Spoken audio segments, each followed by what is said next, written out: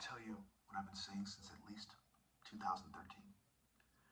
In under 2 minutes, I will prove to you that every other conception and perception and interpretation of Christianity is Luciferian. That I have the true interpretation. First of all, let's consider Jacob and Joseph. Joseph was Jacob's son, whose name changed to Israel when he quote-unquote wrestled with God spiritually, obviously. Joseph went to Egypt, right? The Ishmaelites took him to Egypt when he was put in a well. He was put in a well, okay? It's very symbolic and important. And I'm going to keep this brief.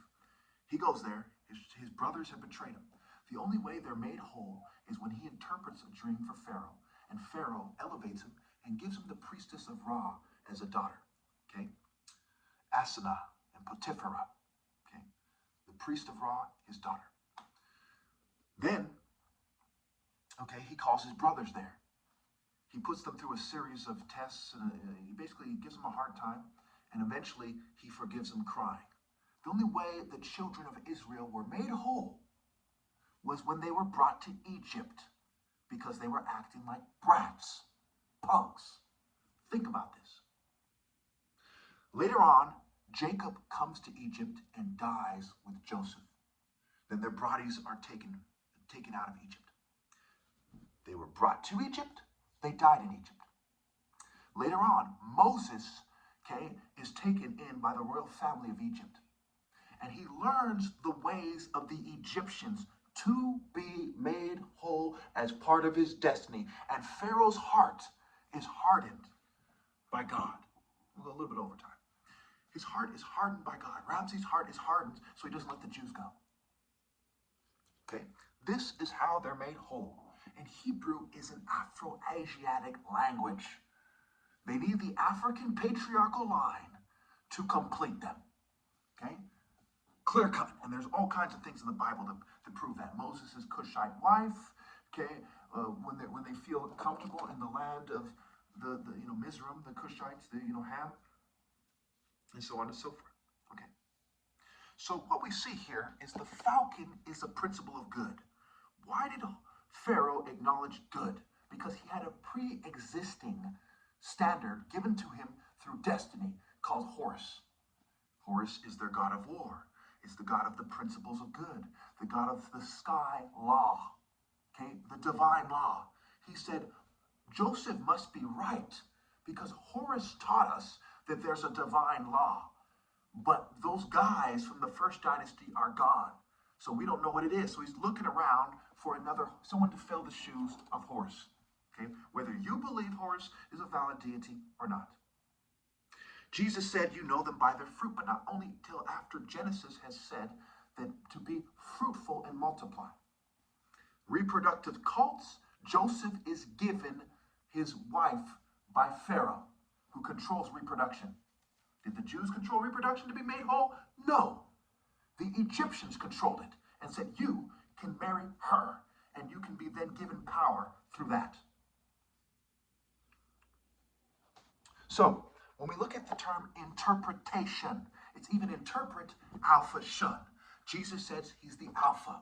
He talks about how he came to bring a sword, which is a symbol of royalty. Okay?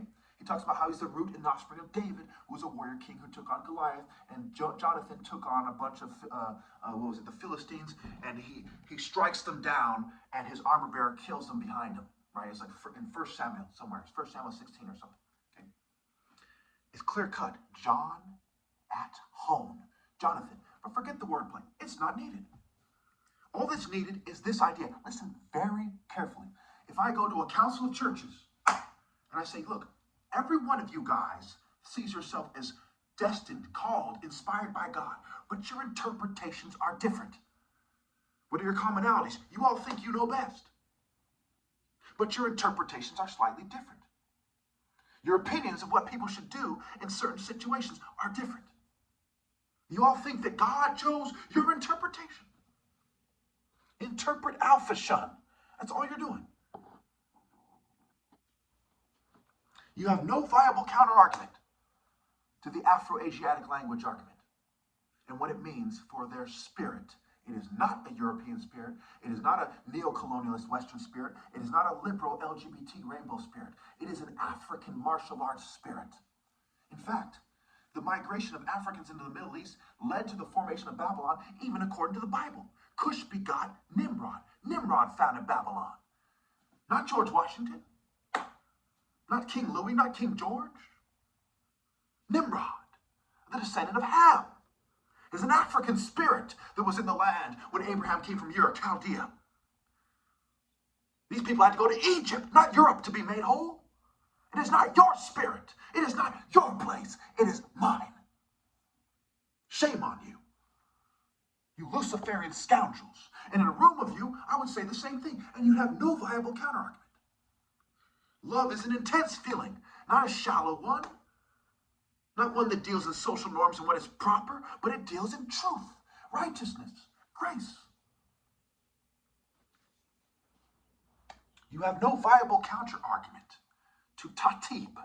Let's be straightforward through the use of the stick. Let's prove mental clarity and cognition. But you all had no problem sitting there with a thong on while they came together and sabotaged me because you were not man enough to carry your cross and answer my call. I am the bridegroom. The son is like me, not like you. Your heart's pale in comparison. Compare I, son. It is a fool that hides hate behind lying lips. It is a fool that benefits from the slander of the most worthy man, even if you do not consider me the anointed. Who is like me? Nobody.